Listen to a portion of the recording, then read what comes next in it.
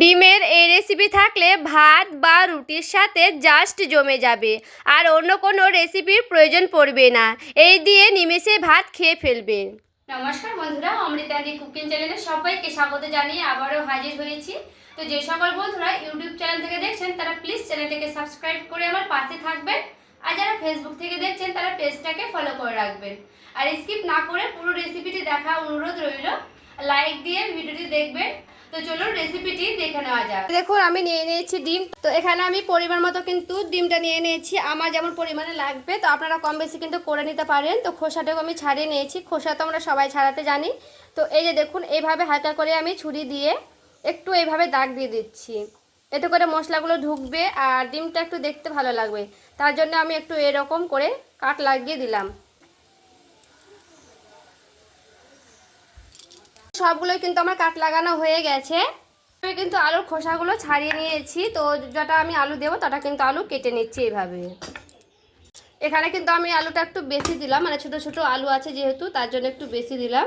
তো আলুটা আমি খুব ভালো করে ধুয়ে নিচ্ছি, তারপরে আবারও ফিরে আসছি। কড়াই বসে নিয়েছি, কড়াই দিয়ে দিচ্ছি আমি সরিষার তেল। দেখুন কেটে রাখা ধোয়া আলুগুলো আমি দিয়ে দিচ্ছি।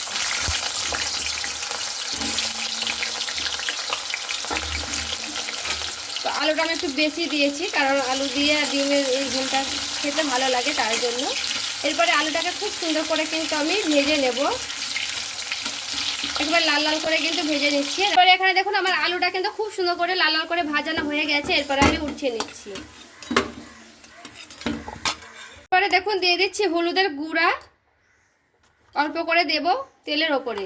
দিচ্ছি অল্প করে লবণ। তেলটা আমার খুব ভাবে কিন্তু গরম হয়ে আছে। এরপরে ডিমগুলোকে আমি ভেজে নিচ্ছি। সবগুলো ডিম কিন্তু আমি একসঙ্গে দিয়ে দিচ্ছি। এরপরে খুব ভালো করে উল্টে পাল্টে একটু ভেজে নেব। ডিমটাকে খুব একটা লাল লাল করে কিন্তু ভাজবো না, কারণ এটা কিন্তু আমি হালকা একটু ব্রাউন কালার করে ভেজে নিলে কিন্তু হয়ে যাবে। তো এইভাবেই কিন্তু আমি ভাজবো। তো চলুন এরপরে আমি ডিমগুলোকে উঠিয়ে নিচ্ছি। অত বেশি কড়া কড়া করে কিন্তু ডিমটা ভাজলে অত ভালো লাগে না, তার জন্য কিন্তু এরকম করে আমি ডিমটা ভেজে নিলাম। দেখুন পেঁয়াজ নিয়ে নিচ্ছি। তো পেঁয়াজটা আমি খুব ভালো করে কেটে নেব প্রথমে। এখানে যটা পরিমাণে পেঁয়াজ লাগবে তটা পরিমাণে কিন্তু দিয়ে দিতে পারবেন। এরপরে পেঁয়াজের খোসাটা আমি খুব ভালো করে ছাড়িয়ে নিচ্ছি। এরপর পেঁয়াজটা আমি কিভাবে কাটছি, পেঁয়াজটা আমি খুব সুন্দর করে কিন্তু মিহি মিহি করে কেটে নেব। তো পেঁয়াজটা এইভাবে করে নেওয়া হয়ে গেলে তারপরে কিন্তু পেঁয়াজটাকে খুব ভালো করে এইভাবে দেখুন নিয়ে নিয়েছি। এরপরে খুব সুন্দর জিরি জিরি করে দেখুন কেটে নিচ্ছি। আর পেঁয়াজটা একটু মিহি মিহি করে কেটে নিলে বেশি ভালো হয়, কারণ পেঁয়াজটা যেন একেবারে গলে যায় ভাজার সময়তে, তার জন্য। তো আমি এইভাবে কিন্তু পেঁয়াজটা কেটে নিচ্ছি খুব ভালো করে। তো এখানে আমি মানে 2-3টা পেঁয়াজ দেবো। তো চলুন সবগুলো পেঁয়াজ আমি কেটে নিচ্ছি, তারপরে ফিরে আসছি। তো এখানে দেখুন সবগুলো কিন্তু পেঁয়াজ আমার কাটানো হয়ে গেল। অল্প করে দিয়ে দিতে হবে তেল। দিয়ে দিচ্ছি গোটা জিরা, এখানে দিয়ে দিচ্ছি তেজপাতা একটু ভেঙে দিয়ে দিলাম। এখানে আমি কেটে রাখা পেঁয়াজটা দিয়ে দিচ্ছি। আর এইভাবে আমি পেঁয়াজটা একটু বেশি ভালোবাসি কাটতে, কারণ এইভাবে কেটে নিলে খুব ভালো হয়, রান্নাটা দেখতে ভালো লাগে। আর পেঁয়াজটাও কিন্তু আমার এইভাবে কাটা হলে বেশি দেখতে ভালো লাগে। তো দেখুন পেঁয়াজটা কিন্তু খুব সুন্দর করে এইভাবে আমি লাল লাল করে ভেজে নেব। এখানে দেখুন পেঁয়াজটা আমার খুব ভালো করে কিন্তু ভাজানো হয়ে গেছে। আর এরকম কিন্তু ব্রাউন কালার করে ভেজে নিতে হবে এই পেঁয়াজটাকে। এর জন্য একটা মশলা রেডি করব, তার জন্য নিয়ে নিচ্ছি প্রথমে কাঁচা লঙ্কা, এরপরে নিয়ে নিচ্ছি কটা আদা টুকরো, এরপরে নিয়ে নিচ্ছি কটা রসুনের কোয়া, এর মতো দিয়ে দিচ্ছি জিরে। একটা টমেটো নিয়ে নিলাম, গোটা টমেটো দিয়ে দিচ্ছি অল্প করে জল দিয়ে খুব ভালো করে একটা মিহি পেস্ট করে নিয়ে চলে আসবো। দেখুন আমার মশলাটা কিন্তু খুব ভালো করে মিহি করে পেস্ট করে নিয়ে চলে এসেছি।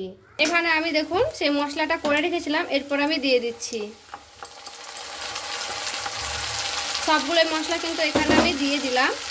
এরপরে বাটিতে মুখটাতে লেগেছিল সেটাও কিন্তু আমি দিয়ে দিলাম। মশলাটা দিয়ে একটু ভালো করে এইভাবে নাড়াচাড়া করে নিচ্ছি।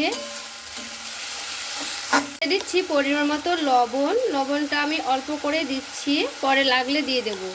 লবণটা দিয়ে একটু ভালো করে এইভাবে নাড়াচাড়া করে নিচ্ছি, এতে করে পেঁয়াজটা আমার হালকা নরম হয়ে আসবে। এরপরে দিয়ে দিচ্ছি হলুদের গুঁড়া পরিমাণ মতো। হলুদের গুঁড়োটা দিয়ে খুব সুন্দর করে নাড়াচাড়া করে নিলাম। দিচ্ছি অল্প করে চিনি। এখানে আমার মশলাটা কিন্তু খুব সুন্দর করে কষে নিতে হবে। মশলাটা এখানে আমি খুব সুন্দর করে কষে নেব। আর এখানে আমার পেঁয়াজটা যেন খুব ভালো করে কষানো হয়, এইভাবে কিন্তু আমি কষে নেব। আর এইভাবে কিন্তু কষতে হবে যেন কাঁচা গন্ধটা না থাকে। দেখবেন কষতে কষতে একেবারে পেঁয়াজটা আমার নরম হয়ে আসবে আর এখানে আমার কাঁচা গন্ধটা কিন্তু চলে যাবে।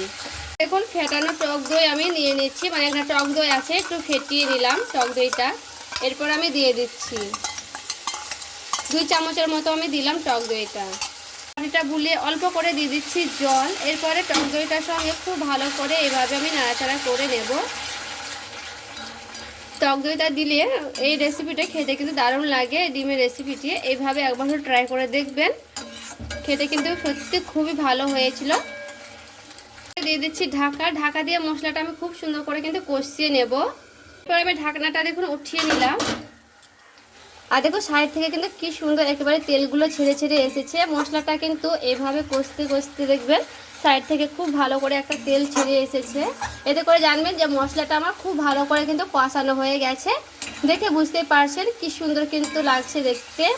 আর এতে করে পেঁয়াজটা আমার খুব ভালো করে কিন্তু মানে সেদ্ধ হয়ে যাবে এইভাবে ভাজতে ভাজতেই। যেহেতু আমি এখানে আগে থেকে আলু ভেজে রেখেছিলাম তার জন্য আমি আলুটা এখন দিয়ে দিচ্ছি, কারণ আলুর সঙ্গে আর মশলার সঙ্গে একসঙ্গে আমার খুব ভালো করে কষানো হয়ে যাবে। আলুটাও আমার কিন্তু সেদ্ধ হয়ে আসবে। আবার আমি ঢাকা দিয়ে দিলাম আর গ্যাসের আঁচটা একটু কমিয়ে দিলাম। দেখুন আলুটা দিয়ে আমি খুব ভালো করে আবার ঢাকা দিয়ে রেখে দিয়েছিলাম। এরপর আবার একটু নাড়াচাড়া করে নিলাম। আর এখানে দেখুন মশলাটা আমার খুব ভালো করে কষানো হয়ে গেছে আর আলুটার সঙ্গে। তো এখানে আমার লাগবে সে ডিমগুলো, তো ডিমগুলো আমি দিয়ে দিচ্ছি। এরপরে ডিম সঙ্গে কিন্তু খুব ভালো করে এইভাবে আবারও কষিয়ে নেব। তো এইভাবে বেশিক্ষণ একটু নাড়ানো যাবে না, কারণ ডিমগুলো কিন্তু ভেঙে যাওয়ার ভয় থাকবে। তো হালকা হাতে এইভাবে কিন্তু নাড়াচাড়া করে নিতে হবে। দেখুন আলতো হাতে কিন্তু এইভাবে আমি নাড়াচাড়া করে নিচ্ছি ডিমের সঙ্গে। আর এখানে দেখুন খুব সুন্দর করে কিন্তু আমার কষানো হয়ে গেছে ডিম আলুর সঙ্গে। এরপরে আমি দিয়ে দিচ্ছি জল। জলটার সঙ্গে খুব সুন্দর করে দেখুন নাড়াচাড়া করে নিচ্ছি। জলটা একটু বেশি দিলাম কারণ আলুটা সেদ্ধ হবে তার জন্য। তো এখানে আমি আলুটা খুব ভালো করে সেদ্ধ হয়ে যাবে। আর এখানে আমি একেবারে ঝোলটা একটু শুকনো শুকনো করে নেব, মানে ফুটিয়ে নেব খুব ভালো করে। তারপরে আবারও ফিরে আসছি। দেখুন খুব ভালো করে কিন্তু ফুটিয়ে নিয়েছি। আর দেখুন ঝোলটা কিন্তু এরকম রাখবো, হালকা মানে হালকা পাতলা ঝোল রাখবো, খুব শুকনো শুকনো করবো না। আজকে আমি ডিমের কষানো করব না, এরকম কিন্তু আজকে ডিম আলুর ঝোল রান্না করব। তো এটা আমার পুরোপুরিভাবে কিন্তু রেডি হয়ে গেছে। তো এটা আমি নামিয়ে নিচ্ছি, তারপরে দেখাচ্ছি। এই দেখুন বন্ধুরা ডিমের রেসিপিটি নামিয়ে নিয়ে চলে এসেছি। আর দেখতে দেখুন কতটা লোভনীয় হয়েছে। এইভাবে একবার হলে ট্রাই করে দেখতে পারেন। ডিম আলু ঝোল এইভাবে একবার হলে বাড়িতে অবশ্যই ট্রাই করে দেখবেন আর কমেন্ট করে জানাবেন। আজকের রেসিপি ভালো লেগে থাকলে লাইক কমেন্ট শেয়ার করে বন্ধুদের সঙ্গে দেখার সুযোগ করে দিবেন। তো সকলে ভালো থাকবেন, সুস্থ থাকবেন। দেখা হচ্ছে আরও একটি রেসিপির সঙ্গে।